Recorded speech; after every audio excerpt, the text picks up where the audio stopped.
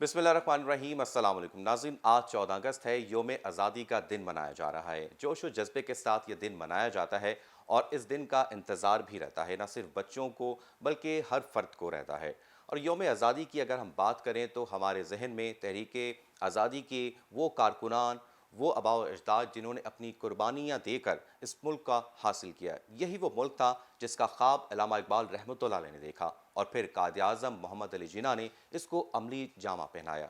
और कायद आज़म की अगर बात की जाए तो उनके रुफ़क़ा ने भरपूर किरदार अदा किया तहरीक आज़ादी के लिए।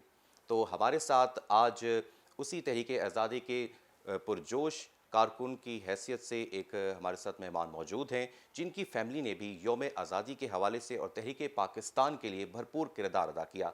नाज़रीन, दीपालपुर की सियासी समाजी फैमिली के चश्मो चराग रिजवान हईदौला हमारे साथ मौजूद हैं। पेशे के एतबार से इंजीनियर हैं, लेकिन सियासत में भी काफ़ी अमल दखल ये रखते हैं। Sir, welcome to the show. बिस्मिल्लाहिर्रहमानिर्रहीम। थैंक यू असीब, आपने मुझे इस अज़ीम दिन पे यहाँ पे इनवाइट किया।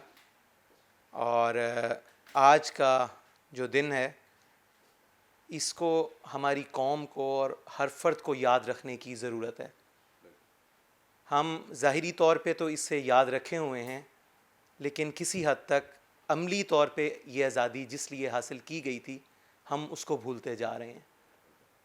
हमें चाहिए कि हम अब रिकॉल करें वो मेमोरीज़ जो हम अपने बुज़ुर्गों से सुनते हुए आए हैं।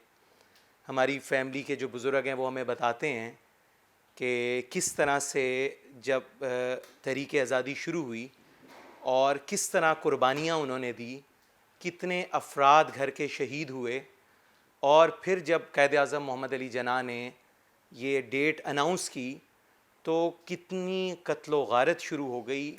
और हमारा जो गांव है, दीपालपुर के पास हमारा गांव है डोला पुख्ता, वो बिल्कुल बॉर्डर से कोई 20-25 किलोमीटर के फ़ासले पे है। और वहाँ से बहुत सारे मुसलमान काफ़िले जो हैं वो वहाँ से दाखिल हो रहे थे और बड़ी बुरी हालत में वो आ रहे थे, और ये लोग आगे जाके उनको वहाँ से रिसीव करते, पानी लेके जाते। मतलब अगर आप उनसे बात करते जाएं तो वो आज भी जो बुज़ुर्ग ज़िंदा हैं, वो तो 80+ लोग हैं, जो बहुत थोड़े रह गए हैं, वो आज भी बात करते हुए रो पड़ते हैं। लेकिन हमारी जो है जनरेशन, वो इस चीज़ को भूलती जा रही है। बिल्कुल सही कहा। हमें ये दिन ये उस सारी चीज़ों की याद दिलाता है कि हम उसका कोई लम्हा ना भूलें और उस आज़ादी के दिन की काविश को अपनी ताकत बनाएं और अपने मुल्क को ताकतवर बनाएं। बिल्कुल, ये आपने दुरुस्त बात की कि जिस तरह से अगर हम पुराने लोगों से इस वतन अज़ीज़ की कहानियाँ सुने, तहरीक आज़ादी के वो दिन और कितनी कुर्बानियाँ दी गईं, ये अगर आज की नौजवान नस्ल समझ ले तो मैं समझता हूँ मुल्क मज़ीद तरक्की कर सकता है और जो उनका मकसद है वो हासिल किया जा सकता है, इस मुल्क को हासिल करने के लिए जो हमारे बुज़ुर्गों ने कुर्बानियाँ दी। बिल्कुल सही कह रहे हैं आप हसीब।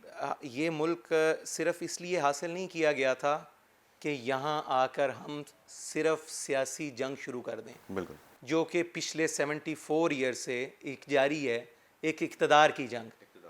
ये मुल्क इसलिए हासिल किया गया था, कलमे के नाम पे हासिल होने वाला वाहिद मुल्क इसलिए हासिल किया गया था ताकि हम आज़ादी के साथ अपने दीन पर अमल कर सकें और इसे एक फ़लाही इस्लामी रियासत बना सकें। बिल्कुल सही कहा। जिस पे आज तक बड़ा, दिस इज़ वेरी अनफॉर्चुनेट कि आज तक कायद आज़म के बाद लियाकत अली ख़ान साहब और उसके बाद बहुत कम लीडर ऐसे होंगे जिन्होंने वाकई इसको फ़लाही रियासत बनाने के लिए काम किया होगा। और ये एक गैर सियासी मैं आपसे कहूँगा बिल्कुल कि ये ख़ान साहब जो हैं, ये वाहिद बंदे आए हैं आफ्टर 74 ईयर जो कि एग्जैक्ट वो बात कर रहे हैं जो कायद आज़म अपनी डिबेट्स में किया करते थे। और जो उस वक़्त जो स्टूडेंट्स थे हमारे वहाँ पे, दो फैमिलीज़ बहुत ज़्यादा जिन्होंने आज़ादी के उसमें तहरीक आज़ादी में हिस्सा लिया, वो दौला फैमिली के साथ एक सैयद फैमिली है वहाँ पे। तो उनके एक बुज़ुर्ग के पास मैं बैठा था, तो वो हमें जब भी उनके पास बैठते हैं तो वो ये बताते हैं कि हम लोग दोनों फैमिलीज़ के बुज़ुर्ग हम क्या क्या करते रहे और कैसे हम भागते हुए जाते थे, कायद आज़म की तकरीरें सुनते थे और फिर कैसे मोटिवेट होते थे कि ये मुल्क बने। अच्छा रिजवान साहब, आपने जिस तरह बात की कि कायद आज़म की तकारीर सुनी जाती थी। अच्छा, कायद आज़म की जो तकरीर थी उर्दू में तो वो बहुत कम करते थे, लेकिन जब इंग्लिश में करते थे और वहाँ जो मजमा होता था وہ کسی نے پوچھا کہ آپ کو ان بابا جی کی بات سمجھ آ رہی ہے؟ تو انہوں نے کہا یہ سمجھ تو نہیں آ رہی لیکن جو یہ کہہ رہی ہیں سچ کہہ رہے ہیں. تو وہ ایسے بھی جذبہ تھا لوگوں کا کہ قائد اعظم کو سننے کے لیے ایک جم غفیر ہوتا تھا. دل سے جو بات نکلتی ہے اثر رکھتی ہے، بالکل. پر نہیں طاقت پرواز مگر رکھتی ہے. قائد اعظم جو بات کرتے تھے وہ دل سے کرتے تھے. جو دل سے کہی ہوئی بات جو ہے وہ زبان کی محتاج نہیں ہوتی، اور ان کی بات لوگ بہت لمبی تقریر نہیں کرتے تھے، لیکن اسٹوڈنٹس جو ہیں وہ مطلب ایک مجھے یاد ہے ایک دفعہ ایک جگہ بات ہو رہی تھی تو قائد اعظم بڑی شارٹ بات کرتے تھے اور موٹیویٹ کر دیتے تھے اسٹوڈنٹس کو. تو بڑے ایشوز چل رہے تھے اسٹوڈنٹس کے یونیورسٹیز میں، یہ پاکستان حاصل کرنے کے بعد کی بات ہے. تو قائد اعظم صاحب کو ان کا جی اسٹوڈنٹس جو ہے نا وہ آپ کو سننا چاہتے ہیں اور پرابلمز بہت ہیں. تو وہ یونیورسٹی چلے گئے. تو سارے اسٹوڈنٹس نے کہا جی ہمیں یہ ایشوز ہیں یونیورسٹی میں، یہ ایشوز ہیں، پڑھائی کے مسئلے ہیں، پروفیسرز کے مسئلے ہیں، لیونگ کے مسئلے ہیں. تو قائد اعظم نے کہا my dear students, problems are many but the solution is one, go and educate yourself. Still آج بھی ہم اس بات کو اسٹینڈ کریں کہ ہم پرابلمز ڈسکس کرنے کی بجائے we should educate our self and solve our problems our self.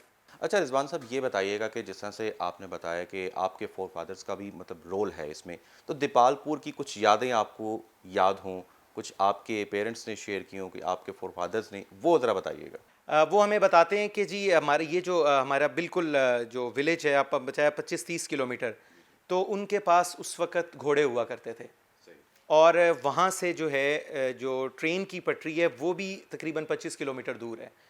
تو ان کو جب خبر آتی تھی کہ ٹرین آنے والی ہے تو وہ اپنے گھوڑے اور بگیاں لے کر وہاں پہنچ جایا کرتے تھے کہ وہاں سے ٹرین سے جو مسافر آئیں گے تو وہ بڑے برے حال میں. اور وہ بلکہ بتاتے ہیں کہ پہلے جو آتی تھی ٹرینیں سٹارٹ میں آنی شروع ہوئی تو وہ لوگ آرام سے آ رہے ہوتے تھے اور ان کو ٹرانسفر وہ فوراً چلے آ جاتے تھے، لیکن جو بعد میں ٹرینیں آنی شروع ہوئی وہ تو پھر کرام مچ گیا نا جی، کہ ایک ٹرین آتی تھی اس میں سے کئی لوگوں کی لاشیں ہوتی تھی، زندہ لوگ بہت کم بیمار نکلتے ہوتے تھے، تھے، زخمی ہوتے ہاں تھے. وہ بہت پوزیشن آہستہ آہستہ جو ہے وہ خراب ہوتی گئی. اور جو ہمارے ساتھ جو ہے وہ ہندو فیملیز جو ہیں وہ ساتھ رہتی تھی، ان کو کراڑ کہتے تھے. کراڑ. دے ور ویری رچ، اور وہ آپ انٹرسٹ پہ سارے مسلمانوں کو پیسے دیا کرتے تھے. تو وہ دے ور ہیو گڈ ٹرمز ان کے ساتھ بھی.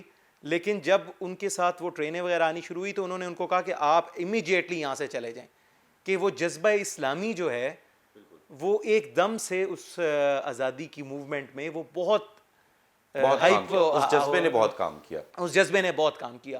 اور اس طرح سے سر ملک کو حاصل کرنا حسیب یہ جذبے کے بغیر ممکن ہی نہیں تھا. نہیں ہے، بالکل صحیح ہے. اور آج بھی ہمیں 14 اگست والے دن ہم یہ سوچیں کہ آج بھی ایگزیکٹلی ہمیں اسی جذبے کی ضرورت ہے. بالکل آپ نے درست بات کی. اچھا رضوان صاحب یہ بتائیے گا تحریک آزادی کے حوالے سے تو آپ نے بتایا، اب آپ کس طرح سے دیکھتے ہیں کہ نوجوان نسل جو ہے سیاست سے وہ دور رہتی ہے، وہ آنا نہیں چاہتی؟ آپ سمجھتے ہیں کہ نوجوان نسل کو اب آنا چاہیے آگے؟ کیونکہ ہم نے دیکھا ہے، آپ نے بھی دیکھا ہے کہ جو سیاست ہماری برسوں سے چلی آ رہی ہے اس میں بوڑھوں کا زیادہ کردار ہے، نوجوان بہت کم نظر آتے ہیں. اس کی وجہ کیا ہے؟ ہماری جو رولنگ پارٹیز رہی ہیں ان کا اس چیز میں بڑا رول ہے کہ انہوں نے ایک ٹرینڈ سیٹ کیا کہ آپ ڈسکریج کرو ایسے لوگوں کو سیاست میں آنے سے جو واقعی کچھ کر سکتے ہوں، کیونکہ آپ کا پھر کمپیریزن جو ہے نا، آپ اگر لائک لوگوں کے ساتھ اپنا کمپیریزن کرو گے تو پھر آپ کو کمپیٹ کرنا پڑے گا. یہ ڈسکریج کیا گیا ہے ہمارے ملک میں. یہ ویری انفارچونیٹ کہ قائد اعظم نے کی جو موومنٹ تھی اس میں اسٹوڈنٹس بہت جو ہے آگے تھے، اور ان کے ساتھ جو لوگ چلے وہ بہت سیکریفائزنگ تھے. اس کے بعد میں جو لوگ سیاست کی نا وہ سارے ٹیکنگ اینڈ والے تھے، گیونگ اینڈ والا کوئی بھی نہیں تھا. اور اس ساری چیز کو اگر آپ دیکھیں تو خان صاحب نے آ کے اس ٹرینڈ کو چینج کیا ہے. جو خان صاحب کی میں سب سے بڑی قربانی سمجھتا ہوں اس ملک کے لیے اور نئی جنریشن کے لیے وہ یہ ہے کہ انہوں نے یہ بتایا ہے کہ ایک لائق پڑھا لکھا کامیاب آدمی سیاست کر سکتا ہے اور اسے کرنی چاہیے. جی رضوان صاحب، جس طرح سے آپ سیاست کی بات کریں یہ بڑی ضروری بات ہے کہ جس طرح سے علامہ اقبال رحمۃ اللہ علیہ نے اپنی شاعری کے ذریعے نوجوان نسل میں جو ہے وہ بیداری کی روح پھونکی ہے، اس کی ضرورت ہے کہ اس پر عمل کیا جائے اور قائد اعظم کے ارشادات کی روشنی میں بھی اس ملک کو مزید ترقی کی طرف لے جایا جا سکتا ہے، اور نوجوان نسل کو بھی آگے یہ پیغام دینا چاہیے. قائد اعظم کا فوکس ہی جوان اور ان کی تربیت تھی، اور یہی علامہ اقبال کا ویژن تھا. علامہ اقبال نے ایک اپنا بڑا زبردست ان کا شعر ہے کہ انہوں نے اس حالات میں کہا، اور آج بھی میں سمجھتا ہوں وہ شعر اپنی جگہ سٹینڈ کر رہا ہے کہ خرد کو غلامی سے آزاد کر، جوانوں کو پیروں کا استاد کر. پیروں کا استاد کر، واہ بہت. کہ وہ جوانوں سے ان کو اتنی امید تھی. اور آج بھی نا جی، میں کل ہی ایک انڈیکس دیکھ رہا تھا کہ ینگ پاپولیشن ریشو پاکستان کی کمپیریٹیو ٹو ادر کنٹریز، جس کی خان صاحب بھی اکثر اپنی تقریروں میں بات کرتے ہیں، آج بھی ہمیں اگر امید ہے، اگر ہے، تھوڑی ہے یا زیادہ ہے، تو صرف جوانوں سے، یوتھ سے، بالکل صحیح صرف کہہ رہے ہیں. یوتھ سے. اس قوم کو امید، کیونکہ جوان سوچ رہا ہے، وہ بدلنے کا سوچتا ہے، اور وہ بدلے گا انشاءاللہ. ہم امید کرتے ہیں بالکل نوجوان نسل جو ہے وہ سیاست کی طرف آئیں. اچھا رضوان صاحب، آپ سے یہ گفتگو تو چل رہی ہے، آپ ایک دیپال پور میں آپ نے بتایا کہ میڈیکل آئی فری میڈیکل کیمپ بھی جو ہے وہ بھی چلا رہے ہیں. اس کے حوالے سے بتائیے کہ کس طرح سے لوگوں کو فائدہ پہنچ رہا ہے اور کیا فیسلٹیز آپ کے کیمپ کے ذریعے سے دی جا رہی ہیں؟ 4 بھائی تھے میرے والد صاحب، اور وہ انہوں نے مل کے ایک ابتدا رکھی، ایک رفائی کام کی، کہ انہوں نے کہا کہ یہ چلتا رہے، کہ ایک اللہ نے مجھے ایک ہنر دیا ہے اور میں چاہتا ہوں کہ لوگوں کو اس کا فائدہ پہنچے. تو انہوں نے یہ کام شروع کیا آئی کیمپ کا. وہ خود سروس میں رہتے ہوئے بھی ویکینڈز پہ جاتے تھے، فری ہنڈریڈز آف آپریشن کرتے تھے، دوستوں کے ساتھ جاتے تھے. پھر وہ باہر کانفرنسز میں جاتے تھے تو امریکہ انگلینڈ کے جو ٹاپ کے ڈاکٹرز ہیں، اس وقت 9/11 نہیں ہوا تھا، تو ان کو وہ ریکویسٹ کر کے لاتے تھے کہ جو آپ فیسلٹی آپ سمجھیں کہ یہاں پہ اس وقت رچ لوگ بھی باہر جا کے جو آپریشنز، فیکو کا اس وقت آپریشن ہوتا ہے جو اب پاکستان میں ہو رہا ہے، پہلے نہیں ہوتا تھا، وہ باہر سے مشین لا کے وہ فیسلٹی ولیج لیول پہ جو ہے لوگوں کے لیے اویلیبل کرتے رہے. بہت بڑا کام ہے، بلکہ انسانیت کی خدمت ہے. خدمت ہے، بس وہی خدمت.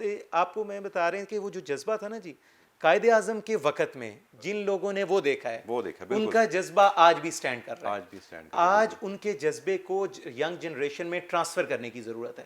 آخر میں کیا پیغام دینا چاہیں گے یوتھ کو کہ وہ کس طرح سے موٹیویٹ ہو، اور کون سے پلیٹ فارم ہیں کہ وہ یوز کرتے ہوئے وہ سیاست میں آئیں اور اپنی عملی زندگی کا اس میں باقاعدہ آغاز کریں؟